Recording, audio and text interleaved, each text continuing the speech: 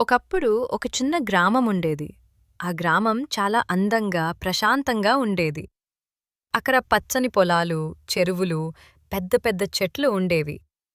ఆ గ్రామంలో ప్రజలు చాలా స్నేహంగా జీవించేవారు. ఆ గ్రామంలోనే ఒక ముసలవ్వ ఉండేది. ఆమె పేరు లక్ష్మవ్వ. వయసు చాలా ఎక్కువైనా ఆమెకు మంచి తెలివి ఉండేది. ఆమె మాటలు వినడానికి గ్రామంలో అందరూ ఇష్టపడేవారు. లక్ష్మవ్వ చాలా పేదది. చిన్న గుడిసెలో ఉండేది. రోజూ పొలాల్లో పనిచేసి దొరికిన కూలితో జీవించేది. కాని ఆమె మనసు మాత్రం చాలా ధనవంతంగా ఉండేది. గ్రామంలో సమస్య, ఒకరోజు గ్రామానికి కొత్త జమీందారు వచ్చాడు. అతడు చాలా దుర్మార్గుడు. ప్రజల దగ్గర ఎక్కువ పన్నులు వసూలు చేసేవాడు. మీరు డబ్బు ఇవ్వకపోతే మీ భూములు తీసుకుంటా అని బెదిరించేవాడు.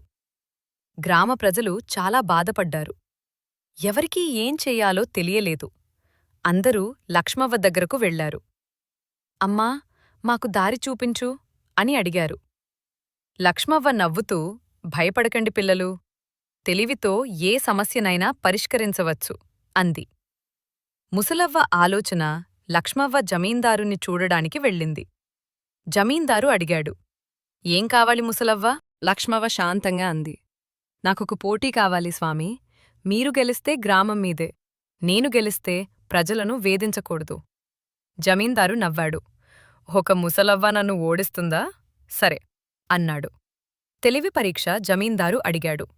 3 ప్రశ్నలకు జవాబు చెప్పాలి. 1. నీళ్లల్లో మునగకుండా ఉండేది ఏమిటి?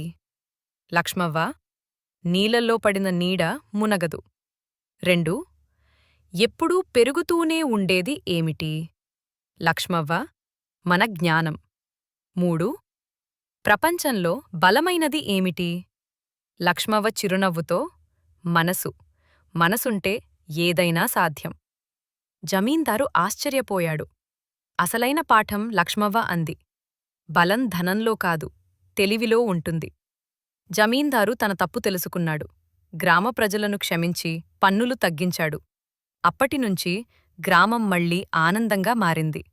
గ్రామ ప్రజలు లక్ష్మవ్వకు ధన్యవాదాలు చెప్పారు.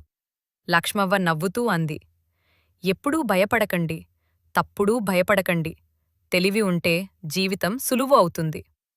కథ నీతి. తెలివి ఉంటే ఏ సమస్యనైనా పరిష్కరించవచ్చు. బలం శరీరంలో కాదు, మనసులో ఉంటుంది.